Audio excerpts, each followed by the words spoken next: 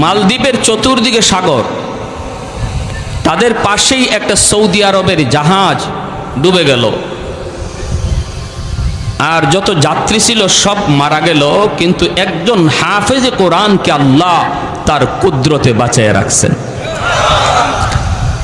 একটা কাঠের উপরে ভাসতেছে হাফেজে কোরআন, অল্প বয়সের একজন হাফেজ। ভাইরা বন্ধুরা, মালদ্বীপের জেলেরা মাছ ধরার জন্য সাগরে নামলো। হঠাৎ করে নজর, কাঠের উপরে একটা বালক সাগরে ভাসতেছে, আল্লাহ তারে কুদরতে বাঁচিয়ে দিয়েছেন। জেলেরা যায় তার কাছে যায় নৌকায় উঠাইল। ওই হাফেজ কোরআন, যেই বালক, তার সিনার মধ্যে আল্লাহর 30 পারা কোরআন। কোরআন বাহাদুরি করে সিনায় নেওয়া যায় না, আল্লাহর কালাম বাহাদুরি করে সিনায় নেওয়া যায় না। আল্লাহর কালাম ওই সিনার মধ্যেই ঢুকে, যেই সিনায় আল্লাহ পাক নিজে ঢুকায়া দেয়। এজন্য ওই হাফেজে কোরআনকে তারা নৌকায় উঠাইলো।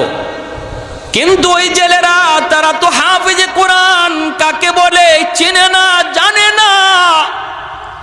কোরআনের হাফেজের মহত্ব বড়ত্ব জানে না, জানার কথাও না, কারণ তারা ইসলাম কি জিনিস তাও বুঝে না।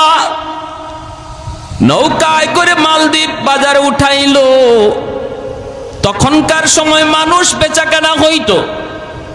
এই ছোট্ট বালক, যার সিনার মধ্যে আল্লাহর 30 পারা কোরআন রয়েছে, রে আল্লাহর গোলাম, বাজারে উঠাইলো তারে বিক্রি করার জন্য। অনেক কাস্টমার আসে তারে কেনার জন্য, কিন্তু এমন পয়সা চায়, এমন টাকা চায়, কেউ সাহস করে না তারে কেনার। কিন্তু ওই এলাকার একজন হিন্দু মহিলা ছিল, বড় ধনী। ওই মহিলার সম্পদের কোনো অভাব নাই, কিন্তু একটা ছেলে সন্তানের বড় অভাব আছে, শুধু একটা মেয়ে সন্তান। ছেলে সন্তান তার নাই।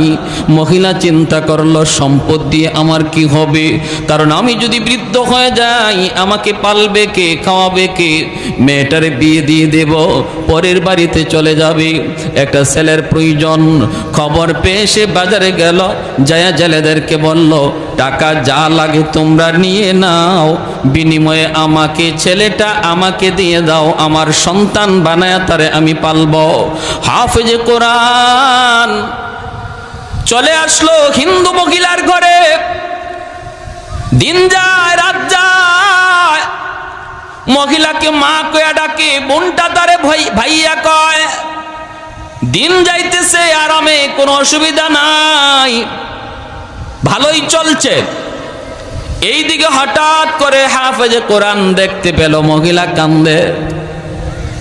মা তুমি কেন কান্দ? মহিলা তখন ডাক দেয়া কই, বাবা আমি কেন কান্দি? এটা তোমার কাছে বলে কোনো সমাধান পাওয়া যাবে না রে বাবা। এরপরও তুমি বারবার যখন জিগাইতেছো, মা বলি, বাবারে শোনো, মালদ্বীপ শহরে প্রতি বৎসর নির্দিষ্ট তারিখে একটা সিডর হয়, জলোচ্ছ্বাস হয়। ওই সিডরে অসংখ্য অগণিত মানুষ মারা যায়। বাদশাহ জ্যোতিষীদেরকে বলল, গণিকদেরকে বলল, তোমরা গণনা করে বের করো, জ্যোতিষী বিদ্যা পড়ে বের করো, কেন প্রতি বৎসর নির্দিষ্ট তারিখে রাত যখন 12টা বাজে তখন কেন সিডর হয়, জলোচ্ছ্বাস হয়? কারণটা কি একটু গবেষণা করে বের করো। জ্যোতিষীরা জ্যোতিষী বিদ্যা পড়ে বের করলো, গণকরা গণনা করো, তারা জানায় দিল এটা একটা খবিস জিন্নাতের কারসাজি, একটা দেও দানবের কারসাজি। যদি ওই দেও দানবের কাছ থেকে সিডর থেকে বাঁচতে হয়, তাহলে নির্দিষ্ট তারিখে সাগরের পারে যে রাম মন্দির, ওই রাম মন্দিরে সুন্দরী কুমারী একটা মেয়েকে রেখে দেওয়া লাগবে। আর ওই মেয়েটাকে ওই খবিস জিন্নাত দেও দানব তারা খেয়ে ফেলবে, হত্যা করে ফেলবে। এরপরে সিডর হবে না, ভুক দিলে পরে সিডর হবে না, ওরা কোনো ক্ষতিও করবে না। বাদশাহ জানায় দিল, আমার রাজ্যের সুন্দরী মেয়েদের তালিকা তৈরি করে দাও। প্রতি বছর লটারি হয়, এই বছর লটারিতে আমার একমাত্র মেয়ে, যে তোমাকে ভাইয়া কয়, আমার মেয়ে অ্যালার্ম উঠে গেছে, আমাকে নোটিশ দেওয়া হয়েছে সন্ধ্যা হলেই সরকারি সৈন্য আমার দরজার সামনে হাজির হবে, হইয়ে আমার মেয়েটাকে তারা জোরপূর্বক নিয়ে যাবে। বাবা এর জন্য কাঁদতেছি। বাবা বলো না, আমি তো একজন মা, মা জানে সন্তানের দরদ। আজকে যেই মেয়েটারে এত আদর করে এত সোহাগ দিয়া নিজের হাতে বড় করলাম, চোখের সামনে মেয়েটা আজকে কোরবানি হবে, চোখের সামনে মেয়েটা আজকে মৃত্যুর ঘাটে যাবে, আমি মা কেমনে সেটা শুই? এজন্য আমি কাঁদতেছি। হাফেজ কোরআন তখন কয়, মা গো টেনশন করো না মা, তুমি কোনো টেনশন করো না। যদি এটা খবিস জিন্নাতের কারসাজি হয়, দেও দানবের কারসাজি হয়, দেও দানবের চেয়েও পাওয়ারফুল শক্তি আল্লাহ আমার সিনার ভিতরে রেখে দিয়েছে। সমাধান দিব আমি, সমাধান দিব আমি, কোনো টেনশন নাই। আমার বোনের কোনো ক্ষতি করতে দেব না। মা তুমি ভয় পেও না, ভয় পেও না। মা কই, বাবা তুমি কেমনে কি করবা? হাফেজে কোরআন কয়, মা আমার বোনটারে নানার বাড়িতে পাঠায় দাও, আর বোনের জামা কাপড় পরাইয়া পালঙে আমারে মেয়ে লোক বানায় বসায় দাও। আমার দাড়ি উঠে নাই, মুছ উঠে নাই, আমাকে দেখলে ওরা বুঝবে না আমি যে একটা ছেলে। মেয়ে লোকের পোশাক পরে যদি আমি বসা থাকি, আমাকে ওরা মেয়ে লোক মনে করে নিয়ে যাবে। নিয়ে যাক, তারপরে যা হয় আমি সেটা বুঝবো। মা তখন কান্দে, না রে বাবা না, বড় আশা করে তোমাকে এনেছি, না তোমাকে আমি হাতছাড়া করতে পারবো না। তুমি যদি চলে যাও, তোমার যদি কোনো ক্ষতি হয়, আমি মা কাকে নিয়ে স্বপ্ন দেখব, কাকে নিয়ে আমি বাঁচব? মা যেতে দেয় না, মা প্রস্তাবে রাজি হয় না। কিন্তু হাফেজ কোরআন কয়, মা গো কেন তুমি টেনশন করো গো মা, আমি কথা দিলাম আমার বিন্দু পরিমাণ কোনো ক্ষতি হবে না, হতে পারেই না, কারণ আল্লাহর 30 পারা কোরআন আমার সিনায়। উলফত মে বরাবর কে ওফা হো কে জফা হো, उल्फत में बराबर के वफा हो के जफा हो, हर चीज में लज्जत है अगर दिल में मजा हो,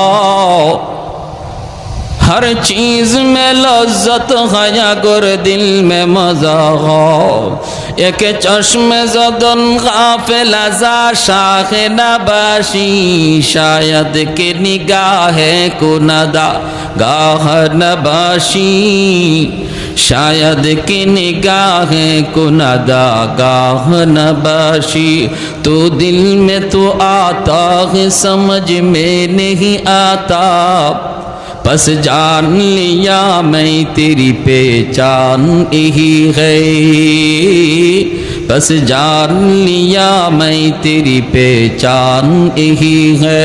एक तो जोरे बोली अल्लाह अकबर, মুসলমানের আওয়াজে বলি আল্লাহু আকবার। ভাইরা বন্ধুরা, কোরআনের পাওয়ার আসেনি না নাই? আর একটু জোরে কোরআনের শক্তি আসেনি না নাই? আল্লাহর কালামের পাওয়ার আসেনি না নাই? প্রমাণ হবে, প্রমাণ হবে। ভাইরা বন্ধুরা, মহিলা কান্দে কয়, না না বাবা, আমি তোমাকে হাতছাড়া করব না, তোমার যদি কোনো ক্ষতি হয়ে যায় আমি মা কাকে নিয়ে স্বপ্ন দেখব? না বাজান, আমি রাজি না। কিন্তু ছেলে বলতেছে, মা টেনশন করবা না, টেনশন করবা না, কোনো ক্ষতি আমার হবে না, বোনটারে নানার বাড়ি পাঠায় দাও, নানার বাড়িতে পাঠায় দাও। ভাইরা বন্ধুরা, নানার বাড়ি পাঠায় দিল। ছেলেটারে বোনের কাপড় পরাইয়া, মেয়ে লোকের কাপড় পরাইয়া পালঙে বসায় রাখলো। এইদিকে সন্ধ্যার টাইম, যেই মাত্র সরকারি ফৌজ দরজার সামনে এসে নক করেছে, এমনি মহিলা দরজা খুললা, দেখি সরকারি ফৌজ। মহিলা তো আল্লাহ চিনে না, কোরআন চিনে না, কোরআনের মহত্ব বরত্ব জানে না, ঠিক কিনা? আল্লাহর কোরআনের সংস্পর্শে আর সোহবতে যারা আয় তারা কোরআনের পাওয়ার জানে, যারা কোরআনের কাছে আয় না তারা কোরআনের পাওয়ার জানে না, চিনেও না, ঠিক কিনা? আল্লাহর কোরআনের পাশে যারা আয়, সংস্পর্শে আয়, সোহবতে আয়, তাদের মধ্যে কোরআনের আসর যায় পড়ে। আল্লাহর কোরআন যেই কাপড়ের সাথে লাগে ওই কাপড়টা দামি হয়ে যায়, আল্লাহর কোরআন যেই কাঠের সাথে লাগে কাঠটা দামি হয়ে যায়। 10,000 20,000 টাকা গজের কাপড় যদি পায়ে লাগে আমাদের শরীর ঘামে না, পশম খাড়ায় না, ইন্না লিল্লাহ বলি না। কিন্তু আল্লাহর কোরআনের বস্তু নিয়ে যেই কাপড় দিয়ে বানানো হয় ওই কম দামি কাপড় যদি আমার পায়ে লাগে সাথে সাথে কলিজা কেঁপে উঠি, সাথে সাথে আমি কপালে চুমুকাই, সাথে সাথে আমি আমার টুটে লাগাই। আমার ভাইরা বন্ধুরা, আল্লাহর কোরআনের পাশে যেই আসে সেই কোরআনের খাতিরে দামি হয়ে যায়। অতএব কোরআনের মধ্যে কি আছে না আছে যদি জানতে হয় আলেমদের কাছে আসা লাগবে, মাদ্রাসায় আসা যাওয়া করা লাগবে, কোরআন পড়া লাগবে, কোরআন পড়নেওয়ালাদের কাছাকাছি আসা লাগবে, ঠিক কিনা? আলাইকুম বিমুজালাসাতিল উলামা ওয়া ইসতিমাই কালামিল হুকামা ফাইন্নাল্লাহা তাআলা ইউহয়িল কলবাল মাইয়িতা বিনূরিল হিকমা কামা ইউহয়িল আরদাল মাইতাতা বিওয়াবিলিল মাতার। এজন্যই নবী বলেন উম্মতের দল, ফিতনার জমানায় যদি ঈমান বাঁচাতে চাও একা একা হাঁটবা না, নিজেরে তুমি বড় কিছু মনে কইরা না। যদি দৌলতে ঈমান ফিতনার জমানায় তোমার বাঁচাইতে হয়, আমি নবী ভবিষ্যৎবাণী করে গেলাম আমার উম্মতের উলামায়ে কেরামের সাথে মিলেমিশে থাকবা। উলামায়ে কেরামের সাথে যাদের সম্পর্ক থাকবে, নবীর হাদিসের ভাষায় তার ঈমান হেফাজত থাকবে। আর যারা বলবে যে আলেম উলামা লাগবে না, আমি কি কম বুঝি? বাংলায় কোরআন বের হয়ে গেছে, তফসির বাংলায় বের হয়ে গেছে, এখন ইমাম সাহেব কেন লাগবে, মাদ্রাসা কেন লাগবে? বুঝবেন খুব কম দিনের ভিতরেই শয়তান তার দলে নিয়ে যাবে। ভাই, যদি আপনি আলেম উলামার সাথে সম্পর্ক রাখেন, ইমানের ডাকাত যে আপনার লেবাস পরে, ইসলামী লেবাস পরে আসছে আপনার ইমান ডাকাতি করার জন্য, আপনি তারে চিনবেন না। উলামায়ে কেরামের কাছে রাডার আছে, রাডার। ওই রাডার দিয়ে উলামায়ে কেরাম চিনবে সে ইসলামের বন্ধু নাকি দুশ্মন, সে চিনায়া দিবে। যখনই আপনারে বলবে এভাবে হয় না, এভাবে করলে হয়, এভাবে নামাজ হয় না, এভাবে পড়লে নামাজ হয়, এভাবে জানাজা হয় না, এভাবে পড়লে জানাজা হয়, এভাবে জুম্মা হয় না, এভাবে পড়লে জুম্মা হয়, যত যা কিছু আপনারে বলবে, কখন বলবে? যখন দেখবে আপনি একা একা হাঁটেন, নিজেরও অনেক বড় পণ্ডিত মনে করেন, নিজে নিজেই কোরআন পড়েন, কোনো আলেমের কাছে যান না, তখনই আপনাকে সেই কথাগুলা বলবে। আর যখনই দেখবে আপনার সম্পর্ক ইমাম সাহেবের সাথে, সম্পর্ক মাদ্রাসার সাথে, সম্পর্ক মুফতি মুহাদ্দিসের সাথে, তখন আপনার ধারে কাছেও আসবে না। এটাই আমার নবী বলে গেছেন, এই কথাটাই আল্লাহর নবী বলে গেছে। সাবধান, সাবধান, আল্লাহর দোহাই। আপনি বাংলা পড়তেছেন, কোরআন পড়তেছেন, আমি নিষেধ করি না, পড়েন, কিন্তু পড়ার পরেও বোঝাটা বুঝতে হবে একজন আলেমের কাছ থেকে, ঠিক কিনা ভাই? পড়ার পরেও চূড়ান্ত বুঝটা নিতে হবে একজন আলেমের কাছ থেকে, জান্নাওয়ালা আলেমের কাছ থেকে। আজকের সমাজে আমাদের অনেক মুসলমান ভাই এই ব্যাপারে পথভ্রষ্ট হয়ে যাচ্ছে, গোমরা হয়ে যাচ্ছে, আলেমদের সাথে তার অন্তরে বিদ্বেষ জন্ম নিচ্ছে। আমার ভাইরা বন্ধুরা, হাফেজে কোরআন যতই মহিলাকে বোঝায়, মহিলা তো বুঝ মানতে রাজি না। দরজা খোলার পর যখনই দেখলো সরকারি ফৌজ, সাথে সাথে কয় রাম রাম রাম। আসেনি না নাই? হ্যাঁ, ভয় পাইলেই কয় রাম রাম রাম। হাফেজে কোরআন মনে মনে কয় মারে তোমার রামে বাঁচাইতো না, বাঁচাইবে আমার আল্লাহ, ঠিক না? অবাক কিছু দেখলেই ওরা রাম রাম, অবাক কিছু দেখলেই ভগবান কইতে দেরি করে না। কিন্তু ভাইরা, ইসলাম এটা বলে না। বটগাছ কোনোদিন দেবতা হতে পারে না, গঙ্গা কোনোদিন দেবতা হতে পারে না, তুলসী গাছ কোনোদিন দেবতা হতে পারে না, গাভী কোনোদিন দেবতা হতে পারে না। অবাক কিছু দেখলেই যদি খোদা মনে করো, এজন্যই তো 33 কোটি দেবতা হইছে। কাবা শরীফে ছিল মাত্র 360টা দেবতা, এরপরে যা দেখে ইডের ওই খোদা কয়, কইতে কইতে 33 কোটি, ঠিক না? উসমান হারুনি আল্লাহর বহুত বড় ওলি, আল্লাহর বহুত বড় ওলি উসমান হারুনি খাজা মঈনুদ্দিন চিশতি রহমতুল্লাহি আলাইহির উস্তাদ।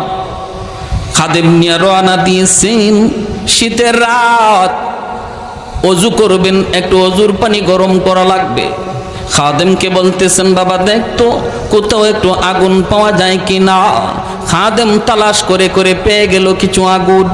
আগুনের চতুর্দিকে মানুষজন দাঁড়ায় দাঁড়ায় আগুনের পূজা করে আর উলু উলু উলু উলু দেয়। খাদেম যায় বলতেছে, ভাই রে তোমরা একটু আগুন দিবানি? কয় কেন? কয় উস্তাদের অজুর পানি গরম করব।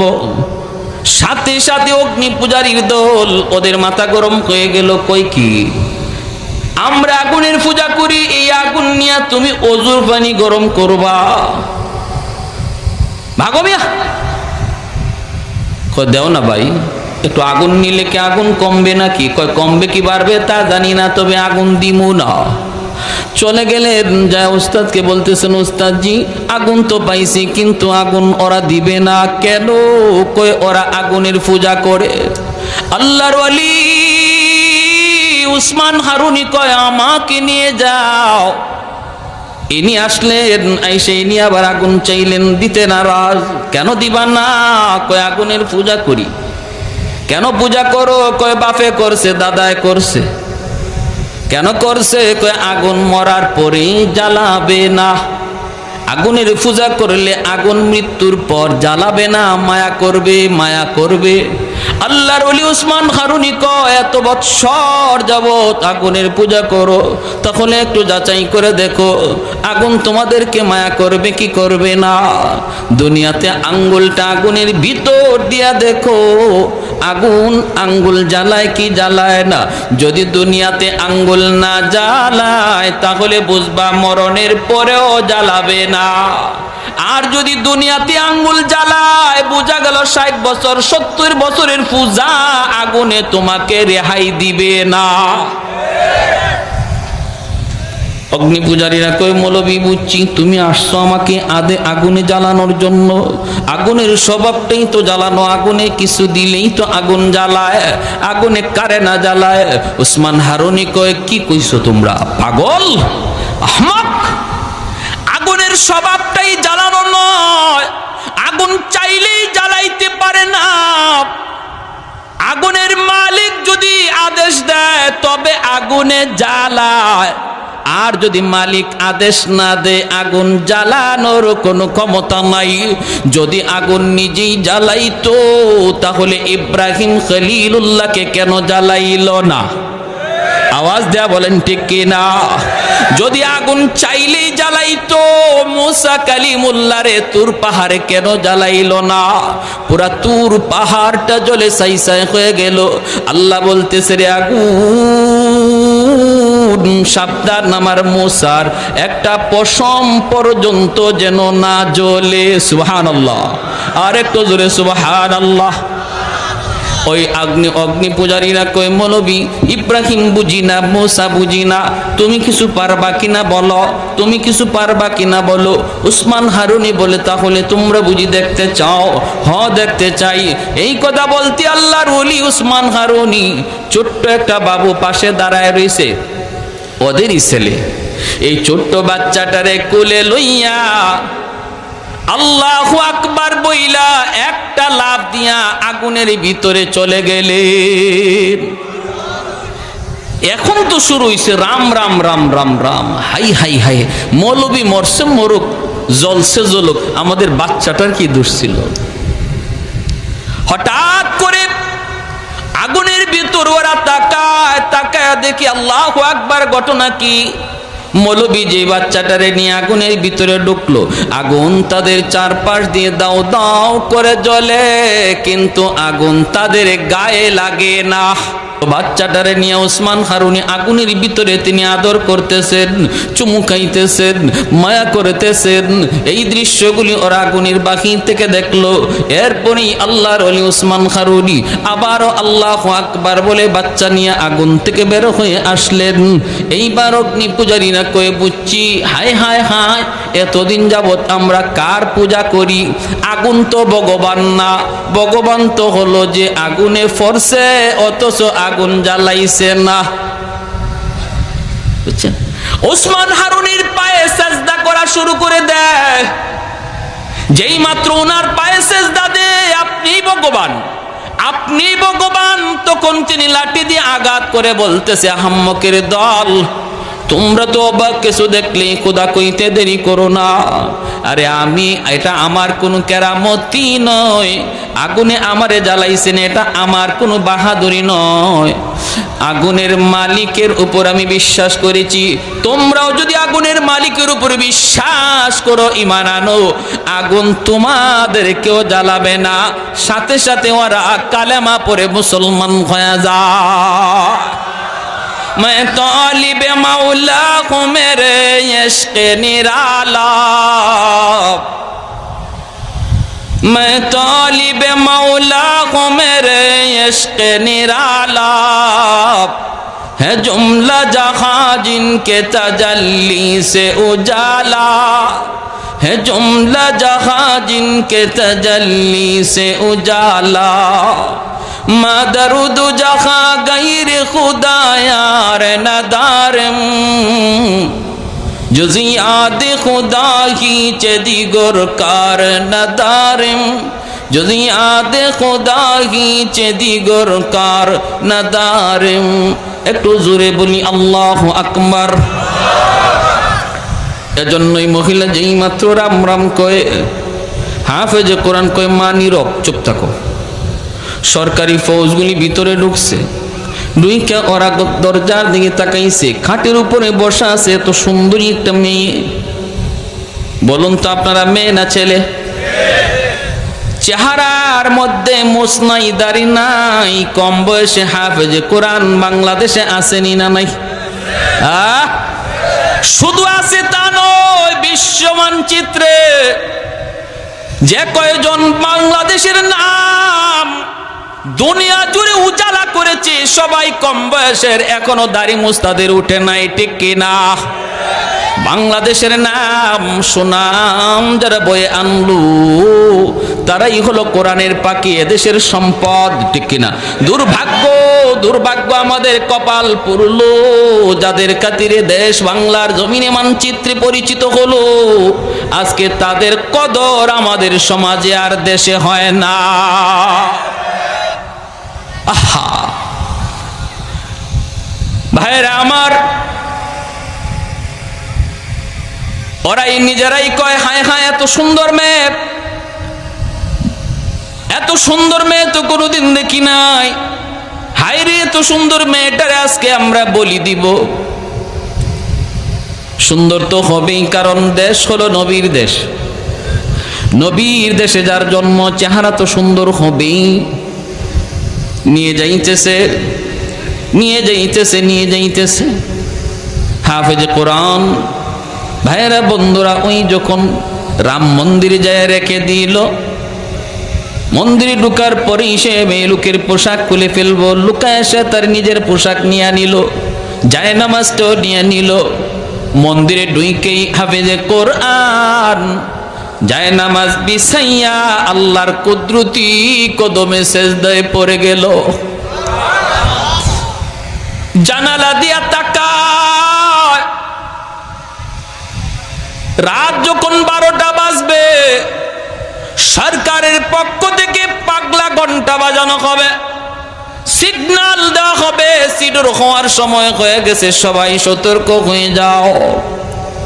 যেই মাত্র 12টা বেজে গেল, হাফেজে কোরআন তাকায় দেখলো, ওই যে সাগর থেকে দেখা যায় বিশাল আকারে পানি উপরে উঠতেছে, পানির উপরে আবার আগুন দেখা যায়। সাথে সাথে সে আল্লাহর কোরআনের সূরা ইয়াসিন তিলাওয়াত শুরু করে দেয়। তিলাওয়াত শুরু করে আর কয়, মালিক আজকে প্রমাণ হবে দেও দানবের পাওয়ার বেশি নাকি তোমার কোরআনের পাওয়ার বেশি। আজকে প্রমাণ হবে সিডরের পাওয়ার বেশি নাকি তোমার কোরআনের সূরা ইয়াসিনের পাওয়ার বেশি। বাইরা বন্ধুরা, যেই মাত্র পানিটা আসতেছে দানবের রূপ ধারণ করে, সাথে সাথে সূরা ইয়াসিন পড়ে সে একটা ফু দিল। ফু দেওয়া মাত্রই আল্লাহ পাক রব্বুল আলামিন ওই সূরা ইয়াসিনকে অ্যাটম বোমার মতো শক্তিশালী বানায়া পাহাড়ের মতো উঁচু হওয়া পানির মোকাবেলায় আল্লাহ পাঠায়া দিলেন। আল্লাহু আকবার, জোরে বলেন।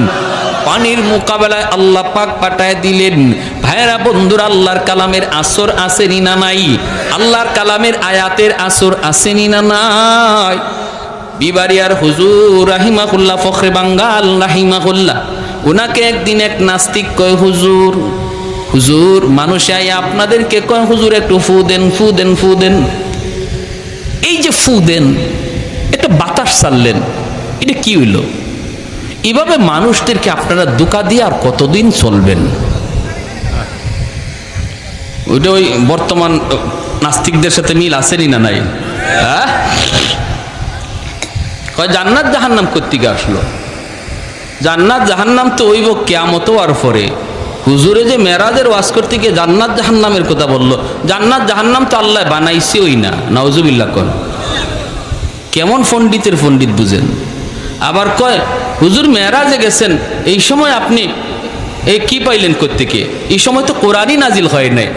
কেমন পণ্ডিত, কোরআন কখন নাজিল হইছে এটাই জানে না, আর আসছে একজন মুফতি সাহেবের, একজন মুহাদ্দিস সাহেবের ভুল ধরার জন্য। এই নাস্তিকও কয়, হুজুর এই মানুষ একটু পানি ভরা চায়, আর আপনারা পানি ফু দেন অথবা গায়ে ফু দেন, এই যে একটা বাতাস দিলেন, এই ধোঁকাবাজি করে আর কতদিন চলবেন? নাউজুবিল্লাহ, জোরে কোন।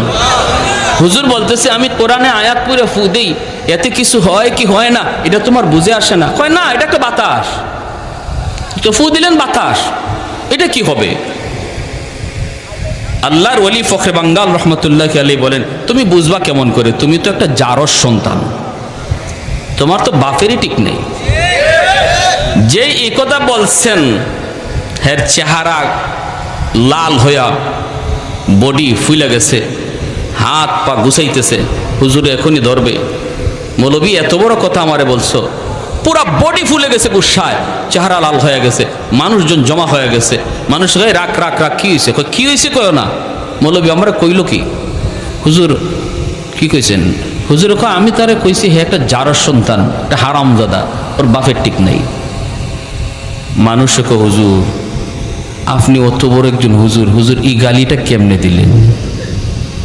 হুজুর বলতেছে, হাইসা হাইসা হুজুরে কয়, আমি যে তারে গালি দিছি মূলত গালি না, আমি তারে জবাব দিছি, জবাব।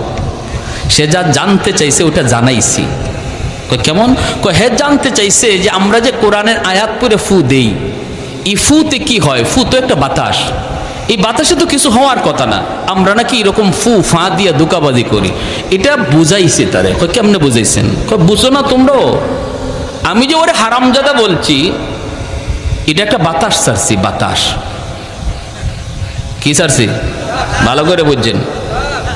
তারে কি মারছি? না। তারে কি ইটা মারছি? না। তারে কোনো ধরনের টাচই আমি করি না, শুধু একটা বাতাস ছাড়ছি। এই বাতাসটাও একটা নাপাক বাতাস, একটা গালি। এতে করে দেখেন তার চেহারা লাল হয়ে গেছে, তার বডি ফুলে গেছে।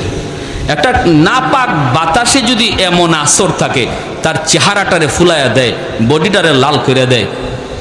কোরআনের আয়াত পাক, কোরআনের আয়াত পড়ে বাতাস দিলে যে আসর করে, এটা বুঝাইবার লাগে তারে গালিটা দিছি। বুঝে আসছে? আপনারা বুঝছেন নি? নুরউদ্দিন ঘরপুরি রহমতুল্লাহ আলাইহি সিলেটের, আমাদের সিলেটের বহুত বড় একজন আল্লাহর ওলি ছিলেন। হুজুরের শনি মঙ্গলবারে ফু দিতেন, পানি ফোড়া দিতেন, পানি ফোড়া। তো মানুষজন এরকম পানি নিয়ে যাইতো। তো হুজুর অনেক ব্যস্ত থাকতেন, এজন্য মাঝে মাঝে করতেন কি, মাদ্রাসার সামনে একটা পুকুর ছিল, হুজুরে ওই পুকুরের মধ্যে ফু দিয়া চলে যেতেন, আর মানুষকে বলতেন তোমরা পুকুর থেকে পানি নিয়ে যাও। তো হুজুরে পুকুরে ফু দিয়া চলে গেছেন, মানুষ পুকুর থেকে ওই বোতল ভরে ভরে পানি নিয়ে যাইতো, কাজ হয়ে যেত। এখানে একদিন এক লোক আসছে হুজুরের খুব মহব্বতের, খুব মহব্বতের, এরকম একটা কাচের জগ, এই কাচের জগ নিয়ে আসছে। অসুবিধা হইতেছে আপনাদের? এরকম কাচের জগ ভরা পানি নিয়ে আসছে। আয়েশা বলতেছে, হযরত আমার একটু একটু পানি ফোড়া হুজুর, একটু ফু লাগবে। হুজুর বলতেছে, কেন? আমি তো পুকুরে দিয়ে আসলাম, তুমি পুকুর থেকে নিয়ে যাও। হুজুর আমার কেমন কেমন, হুজুর আমার এটাতে দিয়া দেন। এত বড় পুকুর, ফু দিছেন এক কোনায়, ওই জায়গায় ফু লাগে নাই না লাগছে এটাও জানি না, কোন ভাই ফু গেছে আর কোন ভাই গেছে না। আমি কোত্থেকে পানি নিব হুজুর, আমার জগটার মধ্যে একটা ফু দিয়া দেন। হুজুর বলতেছে, ও আমার ফু পুকুরের কোন দিকে গেছে আর কোন দিকে গেছে না এটা তোমার একই নইতেছে না, তোমার জগে ফু দিতাম। তো ঠিক আছে, জগ ধরো, কাচের জগ তুমি ধরো, আমি ফু দেই। কাচের জগটা এইভাবে ধরে, আমাদের উস্তাদরা পাশে দাঁড়ানো সবাই দেখতেছে, এই কাচের জগটা সেইভাবে ধরে রাখছে, আর হুজুর একটা ফু দিছেন। ফুটা দেওয়ার সাথে সাথে কাচের জগ টাস টাস করে ভেঙে পড়ে গেছে। কিসের পানি? পুকুরে ফু দিছি তোমার একই নয় না, জগে ফু দিমো। ঠিক আছে, জগ ভালো করে ধরো, জগই নাই। জগ আছে, জগই নাই। ওই হাফেজ কোরআন আল্লাহর কালাম সূরা ইয়াসিন পড়ে ফু দিল, আল্লাহ ওই কোরআনের সূরা ইয়াসিনকে এমন পাওয়ারফুল এক বোমা বানায় দিলেন, সাগর থেকে পাহাড় পরিমাণ উঁচু হয়ে যে সিডোর আসতেছে এর মোকাবেলায় চলতেছে। সিডোর আসতেছে, আল্লাহর কোরআনও যাইতেছে। আল্লাহু আকবার, জোরে কর। আমার ভাইয়েরা বন্ধুরা, সামনের দিকে যায়, মোকাবেলা হয়ে গেল আল্লাহর কোরআনের সাথে। মুহূর্তের ভিতরে সাগরের সিডোর, পাহাড় পরিমাণ উঁচু যে সিডোর ছিল, সাগরে আবার দেবে গেল। মুহূর্তের ভিতরে আল্লাহর কোরআন জয়ী হয়ে গেল, আর দেওদানবের কারসাজি পরাজিত হয়ে গেল। ভাইরা বন্ধুরা, সকালবেলা আসছে ওরা লাশ নেওয়ার জন্য। লাশ, কারণ প্রতিদিন প্রতি বৎসর সকালবেলা ওরা লাশ নিয়ে যায়। রাতে যদি সিডোর না হয় তাহলে মন্দির থেকে লাশ নিয়ে যায়। আসছে সরকারি ফৌজ লাশ নেওয়ার জন্য।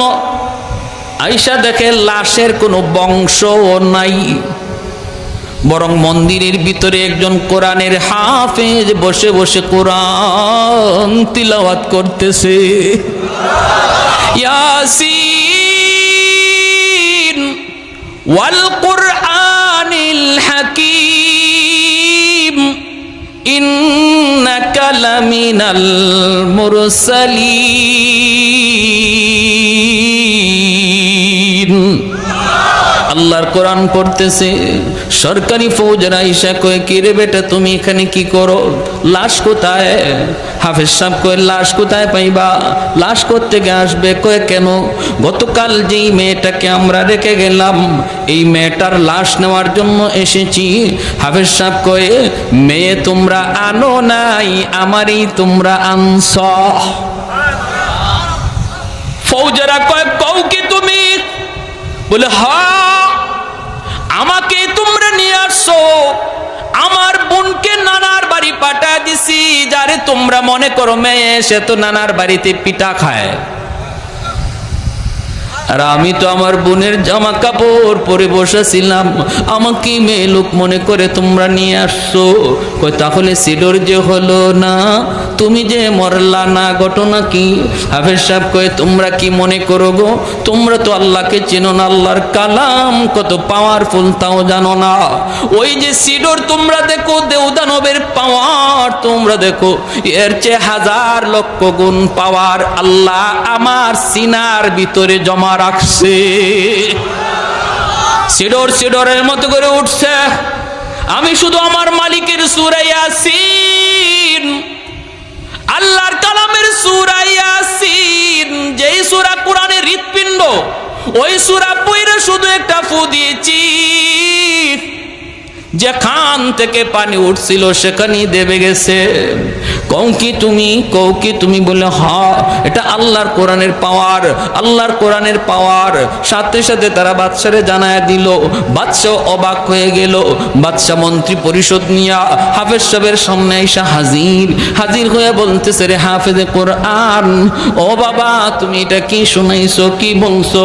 আমরা তো কোরআন বুঝি না, কোরআনের মহত্ব জানি না। বাবা আগামী বছর এই তারিখে আবার তোমাকে আমরা মন্দিরে রাখবো, আবারও তোমাকে মন্দিরে রাখবো। আমরা নদী সাগরের পারে দাঁড়ায় দাঁড়ায় দৃশ্যগুলি দেখবো, নিজের চোখে আমি দেখবো রে বাবা, নিজের চোখে দেখবো আল্লাহর কোরআনের পাওয়ার, নিজের চোখে দেখবো। যদি এমনই হয় আমি বাদশা কথা দিলাম জনগণ সহ একদিনে কালেমা পড়ে মুসলমান হয়ে যাব। আমার ভাইরা বন্ধুরা, পরের বছর হাফেজে কোরআনকে আবার মন্দিরে রেখে দেওয়া হয়। নির্ধারিত তারিখে রাত যখন 12টা বাজে, মন্ত্রী পরিষদ লয়া বাদশা সাগরের পারে দাঁড়ানো। ঠিকই সিলুর উঠতেছে আল্লাহর কালাম, পইরা হাফেজে কোরআন মন্দির থেকে ফু দিছে। বাদশা একবার সাগরের দিকে তাকায়, আরেকবার মন্দিরের দিকে তাকায়, একবার সাগরের দিকে তাকায়, আবার মন্দিরের দিকে তাকায়। হঠাৎ করে দেখে মন্দির থেকে পাওয়ারফুল একটা আগুনের লোক্কা সাগরের দিকে যাইতেছে। যেই পানিটা এত উঁচা হয়ে উঠলো, ওই পানিতে যায় আঘাত করা মাত্রই পানি আবার সাগরে দেবে গেল। বাদশার সাথে সাথে এসে বলতেছে, রে বাবা হাত বাড়ায় দে, এতদিন পর্যন্ত অন্ধকার ধর্মে ছিলাম, সত্য ধর্মের সন্ধান পাই নাই, আল্লাহর কোরআন চিনি নাই, কোরআন চিনি নাই, কোরআনের মালিককেও চিনি নাই। আজকে তোমার হাতে হাত রেখে মন্ত্রী পরিষদ সহ কালেমা পড়ে মুসলমান হলাম। একদিনে মালদ্বীপের সমস্ত জনগণ একজন হাফেজ কোরআনের হাতে হাত রেখে সবাই কালেমা পড়ে মুসলমান হয়ে যায়। ইসলামের এত বড় অবদান কোরআনওয়ালাদের, হাফেজ কোরআনদের। কিয়ামতের ময়দানে আল্লাহ পাক রব্বুল আলামিন যখন একজন কোরআনের পাখিকে বলবে যাও জান্নাতে যাও, কেমনে বলবে জানবেন? পর্দার আড়ালে আনবে আল্লাহ। আল্লাহ পাক পর্দার আড়ালে আনবে একজন আলেমকে, একজন হাফেজ কোরআনকে। আইন আল্লাহ বলবে, তুমি এই গুনাহটা কেন করেছিলা? ইয়া মাশারাল উলামা ইন্নী লাম আযা ফীকুম ইলমি লিউআযিবাকুম, আমি আল্লাহ তোমাকে কোরআন দেই নাই জাহান্নামের আগুনে জ্বালানোর জন্য। কেন তুমি এই অন্যায় করেছো? কেন তুমি এই অপরাধ করেছো? তখন পর্দার আড়ালি হাফেজে কোরআন আলেমে দ্বীন তখন বলবে, আল্লাহ ভুল হয়ে গেছে, শয়তানের দোকায় পড়ে ভুল করে ফেলেছি। আল্লাহ পাক তখন বলবে, নেও আমি তোমাকে পর্দার ভিতরেই তোমাকে মাফ করে দিলাম।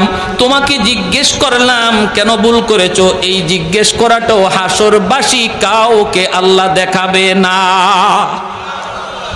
ইযহাবু ফাকাদ গাফারতু লাকুম ওয়ালা উবালি, যাও তুমি জান্নাতে যাও, আমার কোরআনের ইজ্জতের খাতিরে কোনো পরোয়া আমি কারো করলাম না। তখনই সে কইব, আমি আমার আব্বা আম্মা ছাড়া জান্নাতে যাইব না। সুবহানাল্লাহ, আরো আস্তে কোন। আল্লাহ পাক বলবে, যাও জাহান্নামের ভিতর থেকে তার বাপ মাকে নিয়ে আসো। ফেরেশতারা জাহান্নামের ভিতরে যায় তার বাপ মাকে ডাক দিবে। বাপ মা যখন উঠে আসবে তখন তার দাদা দাদি নানা নানি তার বাপ মাকে ধরবে, ধইরা বলবে, বাবা রে তোমরা তোমাদের সন্তানের সুপারি আসছে আজকে জান্নাতে যাইতেছো, জাহান্নাম থেকে মুক্তি পেয়ে গেছো।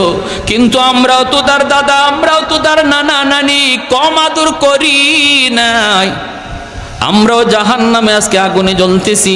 আমার ভাইটারে আমি কত আদর করলাম, একটু যায় কইও আমাদের জন্য সুপারিশ করত। তখন তার বাপ মা যখন জান্নাতে যাওয়ার পথে হাফেজ সাহেব যায়, আলেম যায়, সাথে সাথে বাপ মা থেমে যায়। বাপ মা থাইমে বলতেছে, না আমরাও জান্নাতে যাবো না। কেন? কই তুমি যদি তোমার বাপ মা ছাড়া জান্নাতে না যাও, আমরাও আমাদের বাপ মা ছাড়া জান্নাতে যাইমু না। আল্লাহ বলবে, যাও আমার কোরআনের পাখির দাদা দাদিরে নিয়ে আসো। দাদা দাদিরে যখন তুলতে যাবে তখন ওই এলাকার, এই যে মাদ্রাসা আপনাদের, এই এলাকার মানুষজন ওই তার দাদা দাদিরে ধরবে। বাইরে তোমরা যে আজকে বের হইতেছ ভালো কথা, কিন্তু আমরা তো ওই এলাকার মানুষ, যেই এলাকার মাদ্রাসায় তোমাদের নাতিটা হাফেজ হয়েছে, আলেম হয়েছে, আমরা ওই এলাকার মানুষ, আমরা মাদ্রাসার দিকে নজর করছি, তার থাকার ব্যবস্থা করছি, তার খাওয়ার ব্যবস্থা করছি। আজকে আমরা কিছু মানুষ জাহান্নামে আটকে গেছি, তোমরা একটু যায় কইও তারে সুপারিশ করতো। তখন এই দাদা দাদি আইসা যখন এই মানুষগুলার কথা শোনাবে, কোরআনের হাফেজ আলেমে দ্বীন বলবে, আল্লাহ ওই মানুষগুলার সাহায্য না পেলে আমি তোমার কোরআন সিনায় নিতে পারতাম না।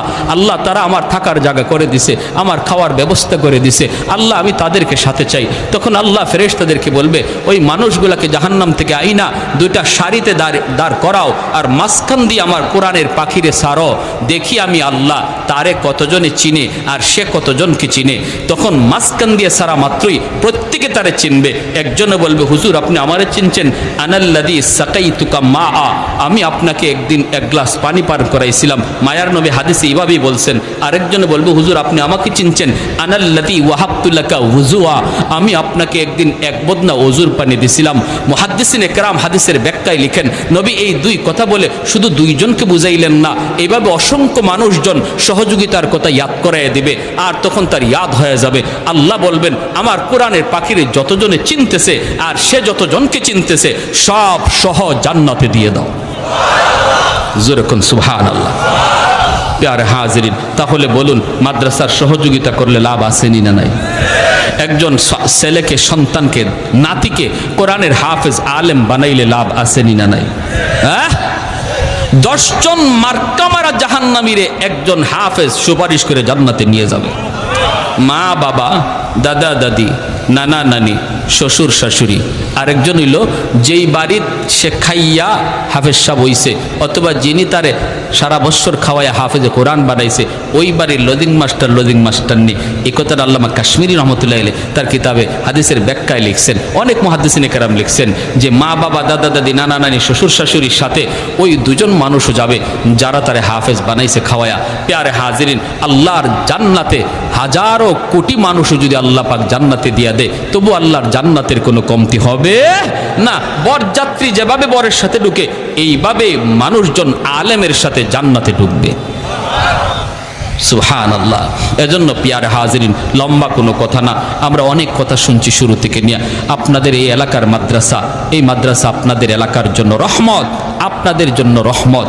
মাদ্রাসার একজন ছাত্রকে খাওয়াবো বা মাদ্রাসার একজন উস্তাদকে খাওয়াবো, এটা মনে না করি যে আমি তারে খাওয়াইতেছি, বরং আল্লাহর কোরআন বলে তার উসিলায় আল্লাহ আপনারে খাওয়াইতেছে। মাদ্রাসার একজন ছাত্রের উসিলায় আল্লাহ আমারে খাওয়াইতেছে, আমি তারে খাওয়াইতেছি না। ওয়ানুনাজ্জিলু মিনাল কুরআন মা হুয়া শিফাউন ওয়া রাহমা ওয়া রাহমাতুল লিল মুমিনিন। কোরআন রহমত, মাদ্রাসা রহমত, হাফেজ কোরআন রহমত। যেই ঘরে একজন হাফেজ খায়, এই ঘরে রহমত নাজিল হয়। তার খাতিরে আল্লাহ সবাইরে খাওয়ায়। আর হাজিরিন, এজন্য ছোট ছোট বাচ্চাগুলিকে কদর করি। দেখতেছি আমরা ছোট্ট বাচ্চা, কিন্তু আল্লাহর নবী বলেছেন তার কদর কি পরিমাণ। আসমানের ফেরেশতারা দেখতেছে তার কদর কি পরিমাণ।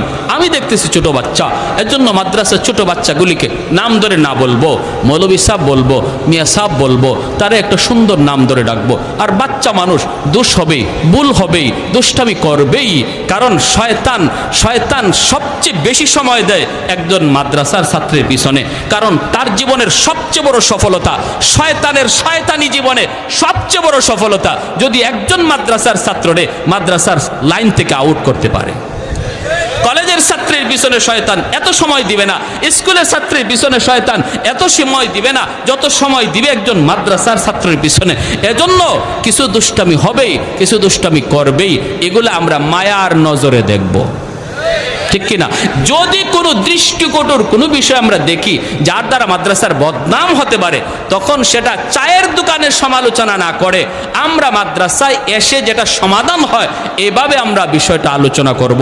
আমি যদি চার দোকানে মাদ্রাসার বদনাম করি, আর আমার বদনাম শুনে একজন মানুষ যদি তার ছেলেকে মাদ্রাসায় ভর্তি করা থেকে বিরত হয়ে যায়, যে মাদ্রাসায় যদি এমনই হয়, পোলারে নিয়ত করছিলাম মাদ্রাসায় পড়াবো আর পড়াবো না, আপনার কথার কারণে যদি একজন বাবা তার সন্তানকে মাদ্রাসায় দেওয়া থেকে ফিরাইয়া নিয়ে আনে, কিয়ামতের ময়দানে আল্লাহর দরবারে আপনার মতো এত বড় আসামি আর কেউ হবে না, এত বড় আসামি আর কেউ হবে না। এজন্য মাদ্রাসার মহব্বত, দিলের ভিতরে তারই আছে যে ছাত্রদেরকে মহব্বত করে, উস্তাদদেরকে ভালোবাসে, মাদ্রাসার প্রতিটা ইটকে ভালোবাসে। যদি কোনো দোষ দেখে সেটা সমাজের মানুষের কাছে সেটা সমালোচনা না করে, অফিসে এসে উস্তাদের কানে কানে সেটাকে শুধরানোর নিয়তে বলে দেয়, বোঝা গেল তার দিলের ভিতরে সত্যিকার অর্থেই মাদ্রাসার মহব্বত রয়েছে। আল্লাহ আমাদের সবাইকে এই বিষয়গুলো বুঝার এবং মানার তৌফিক আল্লাহ সবাইকে দান করুন। পরিশেষে এই মাদ্রাসাকে আল্লাহ কবুল করুন, মাদ্রাসার ছাত্র উস্তাদ সবাইকে আল্লাহ কবুল করুন, মাদ্রাসার কমিটি সহ যারা মাদ্রাসার সহযোগিতা এলাকাবাসী সবাইকে আল্লাহ মাদ্রাসার খাতিরে কবুল করুন। সবাই বলি আমিন। ওয়া আখির দাওয়ানা আনিল হামদুলিল্লাহি রাব্বিল আলামিন। আল্লাহুম্মা وترحمنا لنكونن من الخاسرين رب ارحمهما كما ربياني صغيرا رب ارحمهما كما ربيانا صغيرا রব্বুল আলামিন কুদরতি নজরে মায়ার নজরে একটু তাকায় দেখো গো আল্লাহ, তোমার কতিপয় বান্দারা বসে বসে গভীর রাত পর্যন্ত কোরআনের কথা, আয় আল্লাহ তোমার নবীর কথা, তোমার নবীর নায়েব রাসূলদের কথা শুনতেছে। আমলখানা যদি পছন্দনীয় হয় এর উসিলায় আমাদের জীবনের সব গুনাহ খাতাগুলি মাফ করিয়া দাও। আল্লাহ যারা হাত বাড়াইছি মালিক, জানি না কার জানি আদরের মা দুনিয়ায় নাই, কার জানি আদরের বাবা দুনিয়ায় নাই। ও মালিক, যার মা নাই সে জানে মা কত বড় নিয়ামত। যাদের মা আছে ঘরে গিয়া আম্মা কইয়া ডাক দেয়, আমার মতো যার মা নাই মাসকে মাস বছরকে বছর চলে যায়, মা কইয়া ডাক দিতে পারি না। আয় মাওলাই কারীম, এখনো সন্তান যখন বাড়িতে আসার খবর দেয়, দুঃখিনী মা সারা রাত দরজার পাশে দাঁড়ায়া দাঁড়ায়া সন্তানের অপেক্ষা করে, যতক্ষণ পর্যন্ত সন্তান ঘরে না আসে মা ঘুমায় না। এমনও মা যারা আমরা হারাইছি গো আল্লাহ, মেহেরবানি করে সন্তানের হাতের দিকে তাকাইয়া মার কবরখানাকে জান্নাতের বাগান বানায় দাও। হে আল্লাহ, আদরের বাবা, যে বাবা বাড়ি বানায় দিয়া গেল, মাথার উপরে লাইট জ্বলে ফ্যান ঘুরে, বাবা যেই করে শুয়ে আছে আলো নাই বাতাস নাই। আল্লাহ মা বাবার কবরে জান্নাতি বিছানা বিছায়া দিও, মা বাবার কবরে জান্নাতি আলো বাতাসের ব্যবস্থা করে দিও। এই মাদ্রাসার ডাইনে বামে সামনে পিছনে যত মুর্দে গান কবর দেশে শায়িত, আল্লাহ প্রত্যেকের কবরকে মাদ্রাসার খাতিরে তুমি জান্নাতের টুকরা বানায় দিও। আয় মাওলাই কারীম, আদরের দাদা দাদি নানা নানি শ্বশুর শাশুড়ি বিবি বাচ্চা ভাই বোন, আল্লাহ প্রত্যেকের কবরকে জান্নাতের বাগান বানায় দিও। আয় আল্লাহ যারা জীবিত আছে হায়াতে বরকত দিয়া দিও, বিশেষ করে আমাদের বিবি বাচ্চার হায়াতে বরকত দিও। আল্লাহ সন্তানগুলিকে নেককার দিনদার নামাজি সন্তান বানাও। এই মাদ্রাসায় যে বাচ্চাগুলি মা বাবা দূর দূরান্ত থেকে এখানে কোরআনের মহব্বতে দিয়ে দিছে, অনেক মাদ্রাসায় দুইখা দেখি ছোট ছোট বাচ্চা, এই বাচ্চাগুলি এই বয়সে মার কোলে ঘুমাইতো, এই বাচ্চাগুলি বাবার কোলে ঘুমাইতো, মা তাদেরকে গোসল করায় দিত, খানা খাওয়ায় দিত, বিছানা বিছায় দিত। আজকে ওই বাচ্চাগুলি নিজের খানা নিজে উঠায়, নিজের বিছানা নিজে বিছায়, মালিক নিজের গোসল নিজে করে। মা ভালো খানা খাইতে পারে না, চোখের পানি জড়ায় জড়ায় আমায় কান্দে। বাবা ভালো খানা খাইতে বসলে খাইতে পারে না, চোখের পানির ফুটা পড়ে। আমার বাচ্চাটা জানি মাদ্রাসায় কি খাইতেছে, কেমনে ঘুমাইতেছে। ও মালিক, যেই সকল বাপ মা দিনের জন্য এত বড় কুরবানি করছে গো আল্লাহ, তাদের সন্তানগুলিকে তুমি কোরআনের হাফেজ বানাও, তাদের সন্তানগুলিকে তুমি হাফেজ কোরআন বানাও, আলেমে দ্বীন বানাও। আয় আল্লাহ বাপ মার মনের আশা পূরণ করে দাও। আয় আল্লাহ এলাকার ঘরে ঘরে তুমি কোরআনের হাফেজ কবুল করে নাও। আয় আল্লাহ ঘরে ঘরে কোরআনের হাফেজ কবুল করে নাও। এলাকার প্রতিটা মানুষকে মাদ্রাসার মুআফিক বানায় দাও, মাদ্রাসার প্রতি মহব্বত রাখার তৌফিক দাও। আয় মাওলায়ে করিম যত হাজত গাইবি খাজানা থেকে পুরা ফরমাও। আয় আল্লাহ, আয় আল্লাহ, মাদ্রাসার কমিটিতে যারা আছে, সহযোগিতায় যারা আছে, আল্লাহ প্রত্যেকের এই মেহনতকে নাজাতের উসিলা বানায় দাও। আয় মাওলায়ে করিম, আয় আল্লাহ, ছাত্র উস্তাদ সবাইকে কবুল করো। আয় মাওলা, যারা অসুস্থ আছে আমাদের মধ্যে আল্লাহ সুস্থতার নিয়ামত দান করো। আমার মা বোনদেরকে মাফ করো, আমার যুবক ভাইদেরকে মসজিদমুখী বানাও। আল্লাহ জমানার ফিতনা ফাসাদ থেকে মুসলিম যুব সমাজকে হেফাজত করো। আয় মাওলায়ে করিম, আমাদের দেশের উপরে রহম করো। আয় আল্লাহ, সব ধরনের ষড়যন্ত্র থেকে আমাদের দেশকে রক্ষা করো। আল্লাহ, বিশ্ব শান্তি ফিরায় দাও, যাবতীয় অশান্তি তুমি দূর করে দাও, হিংসা বিদ্বেষ দূর করে দাও, আমাদের পরস্পরে মিল মহব্বত বাড়ায় দাও। ওয়াসাল্লাল্লাহু তাআলা আলা খাইরি খালকিহি মুহাম্মাদিন ওয়া আলিহি ওয়া আসহাবিহি আজমাইন। আমিন আমিন বিরহমাতিকা ইয়া আরহামার রাহিমিন।